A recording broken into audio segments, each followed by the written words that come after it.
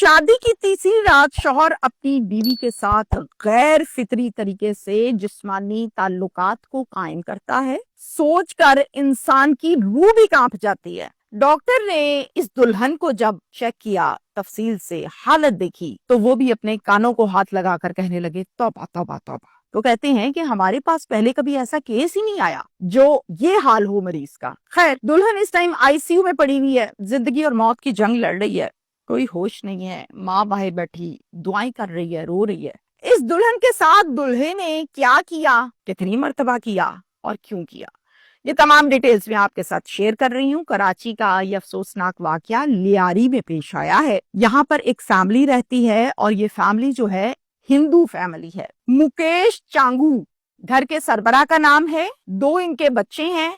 बड़ा इनका बेटा है जिसका नाम विजय चांगू है और बेटी का नाम है शांति जिसकी उम्र है 19 साल। 15 जून को मुकेश यानी के वालिद साहब अपनी बेटी की शादी, शांति की शादी अपने दोस्त के एक बेटे जिसका नाम अशोक है उसके साथ कर देते हैं। अपनी हिंदू रिवायात और रसूमात को पूरा करते हुए इस लड़की की शादी अशोक के साथ कर दी गई और फिर ये अपने घर, अपने ससुराल चली गई। 15 जून को 25 जून को अशोक अपनी बीवी शांति को एक प्राइवेट क्लिनिक पर लेकर गया क्योंकि शांति की तबीयत खराब थी। चेकअप करवाया, दवाई लेकर दी और वापस घर ले आया और उस दवाई को शांति खाने लगी। शांति अपने शौहर को कहती है कि मुझे अपना फोन दीजिएगा, मैंने अपनी अम्मी को कॉल करनी है। शौहर कहता है ये लो, ले लो। अपनी वालिदा को कॉल मिलाई और उनसे कहा कि मेरी तबीयत बहुत ज्यादा खराब है, आप मुझे मिलने के लिए आए, जल्दी आए। अब जब लड़की की शादी की जाती है तो घर में वैसे उदासी होती है,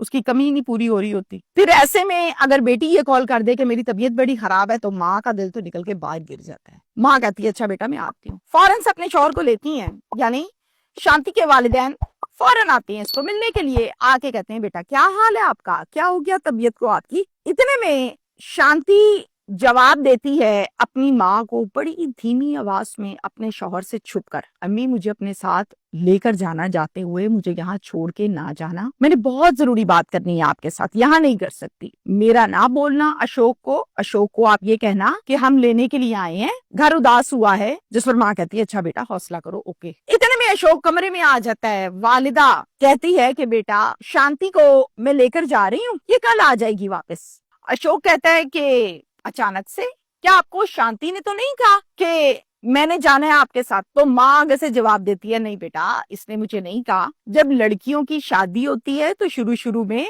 वो उदास हो जाती हैं, बीमार हो जाती हैं, इसी तरह ये भी उदास हो गई है। वहां पर कुछ टाइम हमारे साथ गुजारेगी, ठीक हो जाएगी, कल आ जाएगी वापस। दामाद आगे से कहता है अच्छा चलें ठीक है, आप ले जाएं। अगले दिन 26 जून को माँ बेटी आपस में बैठ के बातें करने लगते हैं और फिर शांति अपनी वालिदा को कहती है कि अम्मी बात ये है, 17 जून को यानी कि शादी के तीसरे दिन अशोक ने मुझ पर बहुत जुल्म किया, मेरे साथ गैर फितरी तरीके से जिनसी ताल्लुक कायम किया और तब से अब तक यही कुछ चल रहा है। माँ ने कहा बेटा खुल के बोलो, जो भी हुआ खैर अब हो चुका, बताओ क्या हुआ, क्या कहना क्या चाहती हो। माँ ये समझ रही है कि शांति की अभी शादी की है, अनएक्सपीरियंस्ड है, इसको आइडिया नहीं है जिंदगी का। माँ कहती बेटा खुल के बताओ। कहती है अम्मी इसने आनी पाइप के साथ मुझे जिनसी ताल्लुकात मेरे साथ कायम किए हैं और मुझे समझ नहीं आ रही थी कि मेरे साथ हो क्या रहा है, आपने तो ऐसा कुछ समझाया नहीं था। अब मेरे पास अल्फाज नहीं है कि मैं इस केस को या इस हरकत को किन अल्फाज में आपके सामने बयान करूं जिसमें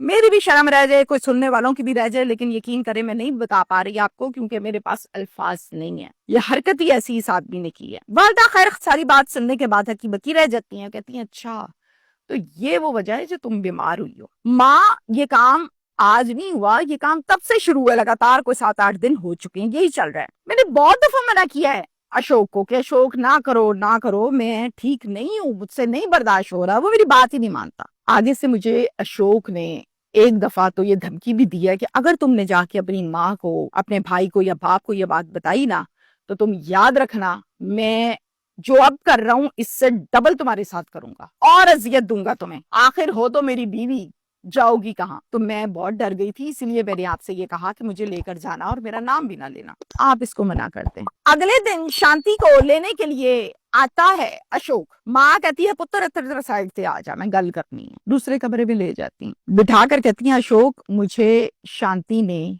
सब कुछ बता दिया है। ये जो तुमने हरकत की है और लगातार कर रहे हो, ये हरकतें लोग बाजारी औरत के साथ नहीं करते जिसके पैसे तय होते हैं। तुमने मेरी बेटी के साथ ये काम कर दिया और अपनी बीवी के साथ ये काम कर दिया, बड़े घटिया आदमी हो तुम। ये बात अगर मैंने इसके बाप को बताई तो उसने तुम्हें पकड़ के जेल में बंद करवा देना है और ये शादीशुदी खत्म हो जानी है। ये मैं ही हूँ जो तुम्हें बिठा के समझा रही हूँ, वरना ये किस्सा नहीं चलना। हम घर बसाने वाले लोग हैं, उजाड़ने वाले लोग नहीं हैं। तुम भी इंसानों की तरह चलो, जानवरों की तरह ना चलो। मेरी बेटी है, मशीन का पुर्जा नहीं है जिसको तुम मशीन समझ रहे हो। ये तुम्हारी जिंदगी की पहली और आखिरी गलती है जिसे मैं शांति के सदके माफ कर रही हूँ। अगर आइंदा तुमने इसके साथ इस हरकत को किया तो याद रखना मैं इसके बाप को बता दूंगी, वो तुम्हें छोड़ेगा नहीं। हमारी बेटी है, शादी की है, तुमसे पैसे नहीं लिए। अशोक कहते हैं आंटी मुझे माफ कर दें, आइंदा आप सारी जिंदगी नहीं सुनेंगी।